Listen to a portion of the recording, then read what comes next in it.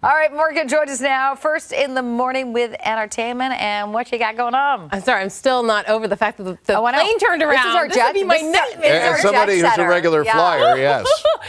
So Mercury retrograde, because I blame everything on Mercury retrograde. Okay, so Miley Cyrus is dropping a new album, which is really exciting, and this isn't just a regular album. This is a visual album. When I think of visual albums, I think of like Beyonce's Lemonade that came out in 2016. So not only are we going to get 13 new tracks on this new album, but it's also going to be accompanied by some pretty beautiful visual videos to kind of carry this narrative of what she wants to say in this album. It's called Something Beautiful. It's dropping May 30th. And I'm excited for this. I think some of us were like, ooh, maybe this is going to be a pop album for the summer. Maybe not, because she said this album's inspired by Pink Floyd's The Wall album. Okay, it's a lot of guitar, maybe? Yeah, that's what I'm kind of thinking. So fans are just really excited about that. I just can't believe she just keeps pumping out these albums. I want this to be a big one for her, and knowing this is her 9th album, like, wow. And she's in her early 30s. Like, I'm just so impressed with her. Yeah, well, it goes all the way back to the Hannah Montana days. I know, right? I know. Yes, I shouldn't be surprised.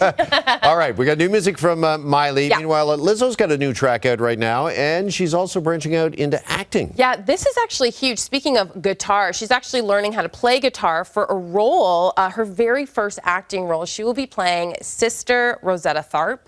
And this is someone who people refer to as the godmother of rock and roll. This is one of the first artists to appeal to R&B and rock and roll audiences. So Lizzo is incredibly accomplished. I believe she has 4 Grammys, but she's actually learning how to play the guitar in this way to portray this person. This is a biopic called Rosetta.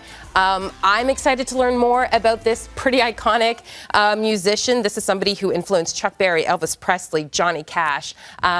So I'm excited to see this. And listen, I'm a fan of Lizzo's music videos. She's pretty entertaining in them, so I'm excited to see what she does when it comes to acting. Yeah, for sure.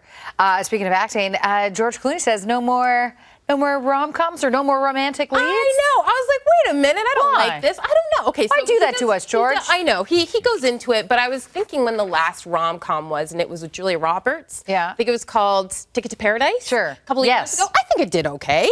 I watched it. I was entertained. So he said this, look, I'm 63 years old. I'm not trying to compete with 25-year-old leading men, even though he could, in my opinion. He goes, that's not my job. I'm not doing romantic films anymore. But here's the thing. So he was on 60 Minutes. And he was talking about a Broadway play, or just a play that he was promoting. Yeah, he's on Broadway right now. He's on Broadway right now, right? And so this play, he starts talking about how there's parallels of journalism and its kind of complicated relationship with the media and also with the government. And he was just, saying there are parallels to today's day and age. Did not mention Trump, did not mention President Trump at all. Well, President Trump decided to take that personally, and so he posted about this interview and said this: why would the now highly discredited 60 Minutes be doing a total puff piece on George Clooney, a second-rate movie star and a failed political pundit? Oh, gosh. There we go.